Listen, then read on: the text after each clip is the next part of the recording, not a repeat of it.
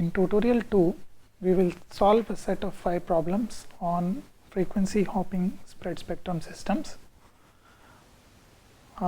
As you can see in the first problem, we are asked to calculate the number of minimum bits required in a PN sequence if we use FHSS, and the channel bandwidth or signal is basically specified as 4 kilohertz, and the spread spectrum bandwidth is 100 kilohertz, which is greater than the channel bandwidth.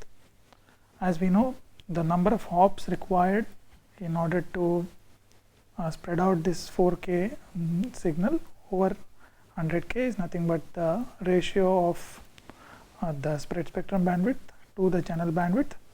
So the total number of hops is equal to 25, and in order to realize 25 hops,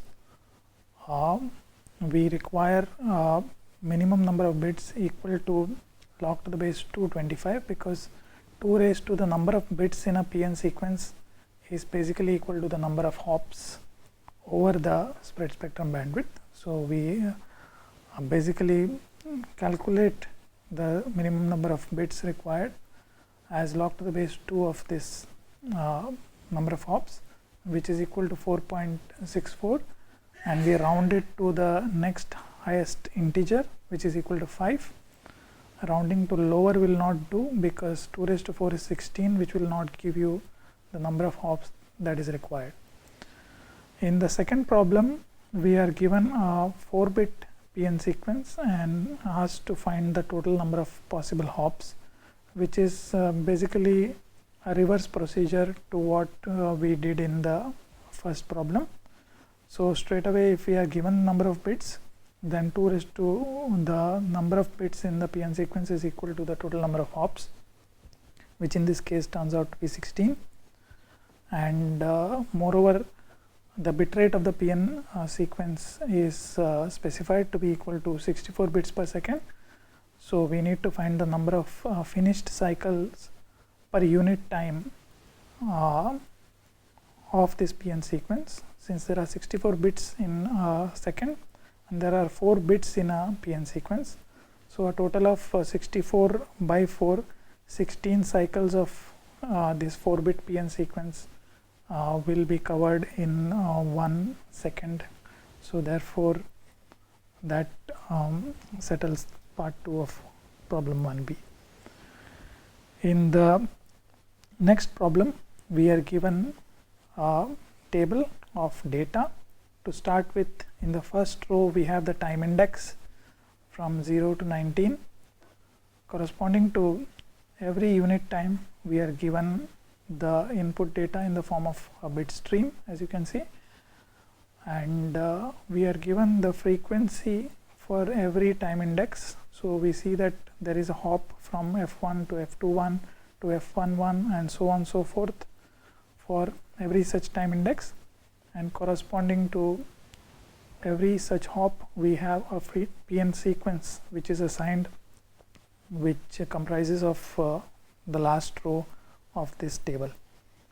So the questions, there is a set of questions to be answered, and we see the first one deals with finding the period of this PN sequence in terms of the number of bits of the PN sequence, and a close observation of row number 4 over here, which is nothing but the PN sequence, reveals basically that we have, after every set of 5 such tri-bit PN sequences, we have a repetition.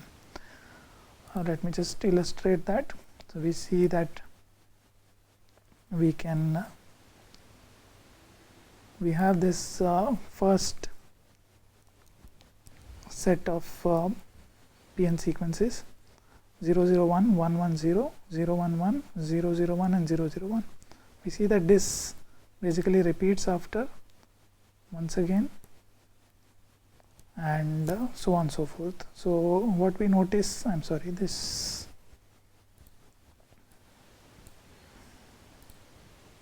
should basically be let me just repeat this once again. So we have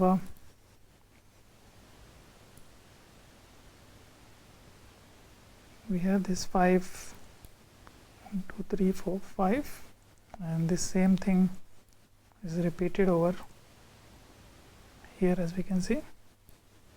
So this sequence is similar to this, and so on and so forth. So basically what we have is the period of PN sequence, which is in this case is 5 into 3, which is 15 bits.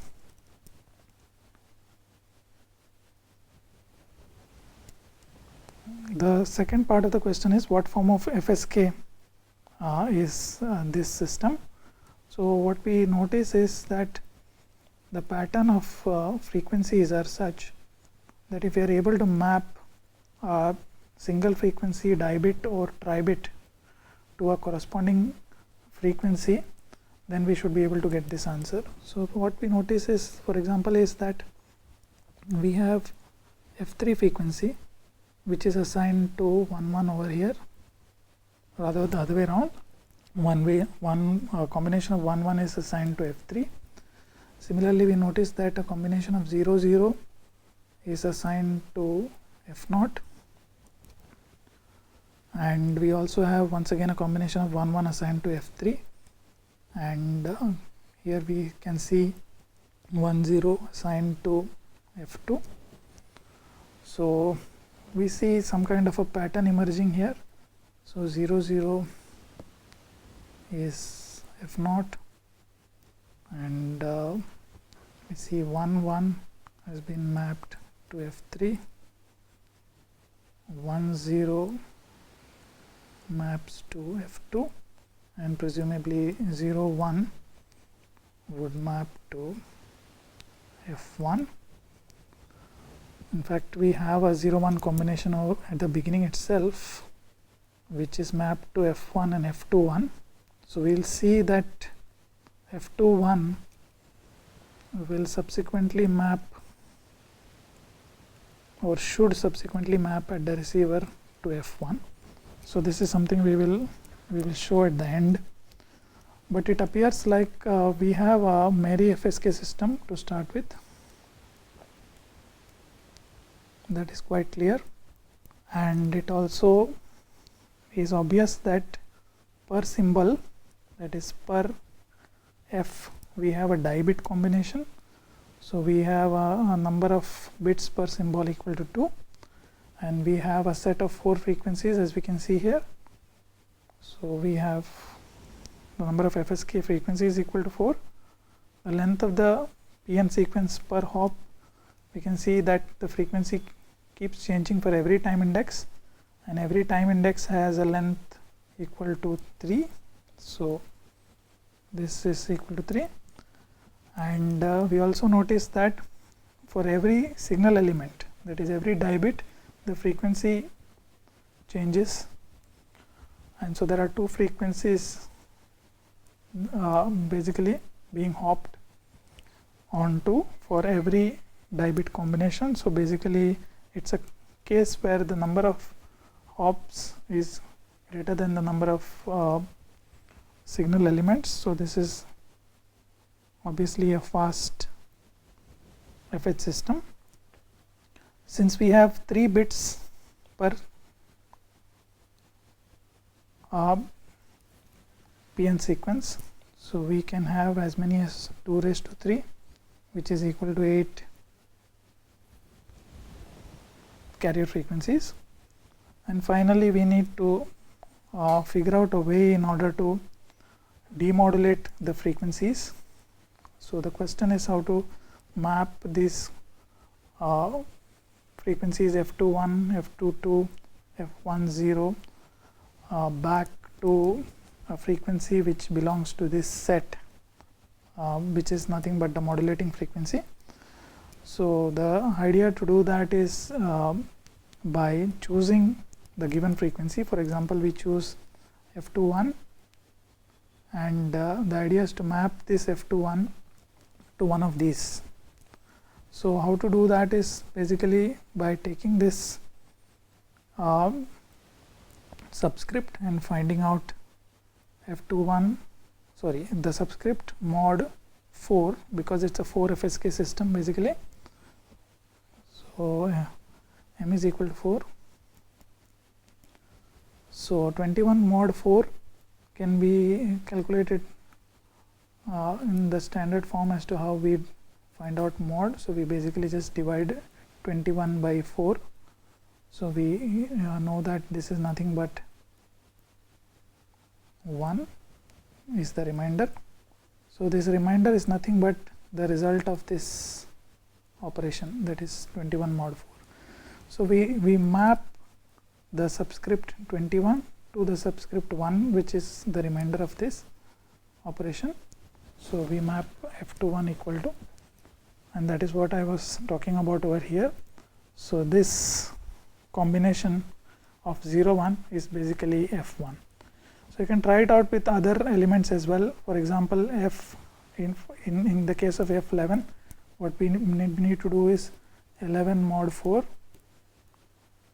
So this, after this calculation, will be equal to 3, and so f11 maps to f3.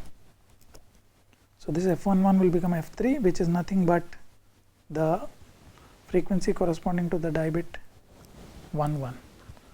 So this basically completes this particular problem, and we have the answers over here, which was what was solved for before, and we will always see that the mapping procedure or the demodulating procedure for each of these frequencies will give back a set of frequencies, a frequency corresponding to a set of bits. So that is what we have in this table, which is nothing but the demodulated frequency. So we move on to the third problem. In this problem, we are given a PN sequence which is generated using a 20-stage linear feedback shift register, and it's a maximal length sequence. So basically we know that a 20-stage linear feedback shift register will give you a maximal length of 2 raised to 20 minus 1. So that will be the number of states for this shift register. Now each state of the register basically dictates a new center frequency within the hopping bandwidth, and it is further specified that the minimum step size between the center frequencies is 200 Hz. So basically if I have 20 states, and if each state gives me a unique center frequency, and the gap between center frequencies is 200 Hz, then the number of states into the number of such center frequencies, and therefore the gap between them, will give me the total hopping bandwidth. So straight away the first part of this problem can be solved as that is the hopping bandwidth basically is 2 raised to 20 minus 1 into the separation between the center frequencies. So this turns out to be 2 raised to 2.1 into 10 to the power of 8. In the second part of the problem, it is asked as to what is the chip rate. So basically this is pretty straightforward. The clock rate of the chip is already specified equal to 2 kilohertz. So the chip rate is nothing but that clock rate, which is the hop rate also. So that is equal to 2000 chips per second. In the third question, it is asked as to how many chips are there in each data symbol. So this is basically nothing but obtained by first finding out how many symbols are there in each second. So in order to calculate that, we make use of the last part of the data provided in the problem. That is, we have a 8 array FSK system, and the data rate is 1.2 kbps. So the data rate divided by the number of symbols. So for a 8 array FSK system, we have 3 bits per symbol. That gives you the symbols per second straight away. And then we find out, we already know that the number of chips per second is 2000. So the number of chips per second divided by the number of symbols per second in this case will give you the number of chips per symbol. So that's nothing but 5. Finally, the processing gain in dB is asked. So we already know what is the hopping bandwidth, which is 2.1 into 10 to the power of 8. So this divided by the raw data rate, which was 1.2 kbps, gives you the processing gain. This is basically the definition of processing gain for FHSS systems. We merely convert it to dBs in order to obtain the final result. In problem number 4, this is an interesting problem. We have a terminal which has to communicate with a satellite. So the distance between the two is denoted here by h, and we further have a jammer that is trying to disrupt this communication. So what we do is that we basically are having a system which is likely to be affected due to the operation of a jammer. So what we first or rather what is asked over here is to compute what is called as the radius of vulnerability. So this is defined as the radius outside which the communicator is unconditionally safe from the jammer. It is to be noted that it is a ground-based jammer. So we first take a look at the data which is provided to us. So we are given the frequency hopping rate, which is 10,000 hops per second, and this is of course specifically in order to avoid the threat of what is called repeat back jamming. So every time this signal is sent, as long as the jammer is outside the radius of vulnerability, it will be unable to jam the communication system. So in order to find out that particular radius, what is done is we first calculate the time which is required to complete a hop from the terminal to the satellite. So there are two elements which comprise of this time. One is the duration of the hop, because every hop will occupy a certain time duration, and that is to be calculated basically based on the data that is provided to us. So we have this equal to 10 to the power of 1 divided by 10 to the power of 4 seconds. That is because we have already been specified the hopping rate. So we merely take the ratio of that in order, or rather the reciprocal of that, in order to find the time. We further see that there will be some propagation time involved for the signal or the entire hop in order to propagate from the terminal to the satellite. So the addition of these two times basically gives you the total time that is required for the completed hop. So the t part is due to this completion of the hop which is required, and h by c is nothing but the propagation time. C is of course the velocity of light. So there is this jammer R. So what it needs to do first is to try and get this information. So that requires a time of R by C, where R is the distance between the terminal and the jammer, and then the propagation time between the jammer and the satellite receiver where the jamming will actually happen. So that propagation time is nothing but d by c, where d is the distance between the jammer and the satellite.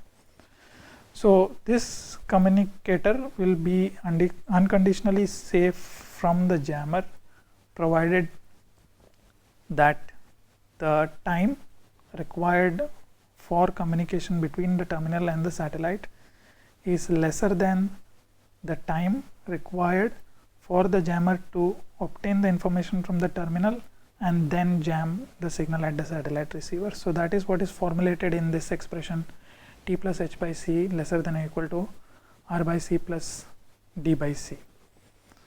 So now we need to solve this in order to find this r, because we are trying to find the radius of vulnerability, that is this r, the distance between the terminal and the jammer. So we merely just simplify this expression, and we see that r basically turns out to be equal to, so we h plus c into t. We take the equal to sign for the worst case condition, and we see that of course that d is related to h and r as well. Now the solution, the calculation of r requires solution of this equation. However, we can make use of the condition that r, that is the distance between the terminal and the jammer, is much less than h. So in which case we can neglect this r and h cancels out, and we get I'm sorry, so what we do is yeah, right, so we have r equal to this, so r is much lesser than h, so r is neglected, h is cancelled, and we have r equal to c into t. C is already a standard value, and t it's given, or rather it's been already calculated as 10 to the power of minus 4. So what we have is r equal to 30 kilometers in this case. Now in order to have a more precise relationship between r and the rest of the parameters, we also need to include the fact that apart from obtaining the information from the terminal and then jamming it at the satellite receiver, the jammer also requires some time in order to process the information in order to exactly determine the hopping sequence. So we denote that time by tau, and as you can see in this expression, r by c plus d by c, we have an additional processing time at the jammer equal to tau. So obviously if this processing time, this processing time is going to be some positive number, and that is going to be beneficial to us, because let's say for example we take tau equal to 10 microseconds and solve the same problem as in part A. What we notice is that the radius of vulnerability reduces to 27 kilometers, which is beneficial to us. And so part B of the problem, the solution is a more precise solution provided this processing time at the jammer is specified. So this particular problem highlights the calculation of the radius of vulnerability beyond which the terminal is unconditionally safe from the satellite as far as jamming is concerned. So finally we have a problem that deals with narrowband and wideband jamming. So in this case we are given a FHSS BFSK system, and we have a binary data rate at 20 kbps. The unspread BFSK system has a bandwidth of 25 kilohertz. The received power is minus 15 dBm, and we have a jammer which has a maximum power of minus 20 dBm, and we have two cases. One is this jammer can operate as a narrowband signal with 25 kilohertz bandwidth, or it can also occupy the entire spread signal bandwidth. So that would be a kind of a broadband jammer. So the spreading factor is specified as 25. So straight away we see that 25 kilohertz, that is the unspread bandwidth multiplied by the spreading factor, gives us the total spread bandwidth, which would be 625 kilohertz. Further, we have specified the PSD of the AWGN channel. So this is 10 to the power of minus 11 watt per hertz. The problem to be solved is we need to find the SNR in dB for the narrowband jamming case as well as the wideband jamming case, and we need to see if there is any improvement in this SNR for the narrowband case compared to the broadband case. So it shall show turn out that the SNR requirement for the wideband jammer is going to be better than that of the narrowband jammer. There is going to be an improvement, so we'll see that. So we'll list out the various parameters. To start with, we had the received power in dBm, so we convert it to watts, and we are also given the bit rate, that is 20 kbps. So based on that, we know the bit duration, which will be 1 by 20 kbps. Based on this data, we find out the bit energy, which will be equal to power into the time, which gives us the bit energy basically at the receiver. The jamming power is specified already as minus 20 dBm, so we convert it to watt. And so we solve the first case, which is a narrowband jammer. So we are given the jamming power Pj, which is 10 to the power of minus 5, which is nothing but minus 20 dBm. And so we also know that it has a bandwidth. The jammer is a bandwidth of 25 kilohertz. So we can find the power spectral density of the jamming power signal basically. And so the SNR in case 1 is equal to bit energy divided by the power spectral density of the jammer plus, of course, the power spectral density of AWGN is already specified. So we calculate the SNR for narrowband jamming, and it turns out to be 5.86. For the wideband jammer, as I previously mentioned, the spreading factor is equal to 25. The unspread bandwidth is equal to 25 kilohertz. So the bandwidth of the jammer signal is equal to spreading factor multiplied by unspread bandwidth, which is 625 kilohertz. So we recalculate the PSD of this wideband jammer now, and so the difference lies here. We have a wider bandwidth, and so the PSD, it turns out, is lesser than the PSD as compared to the narrowband case. And this has a clear-cut impact on the new SNR that we calculate. The AWGN PSD remains the same, but the PSD of the jammer has now reduced, and so the SNR at the receiver has increased. So what we notice is the SNR in case of wideband jamming is greater than that of narrowband jamming. So this is basically because the same jammer power, which is 10 to the power of minus 5, is now spread over a larger bandwidth, which gives you a smaller power spectral density, and that gives you better immunity to jamming. So the SNR at the receiver for wideband jamming is much greater than as compared to the narrowband jammer. The improvement is merely calculated by finding the difference between the two cases, so that turns out to be 11.98 in this case. So this concludes tutorial 2. We solved a set of 5 problems covering certain aspects of FHSS. Thank you.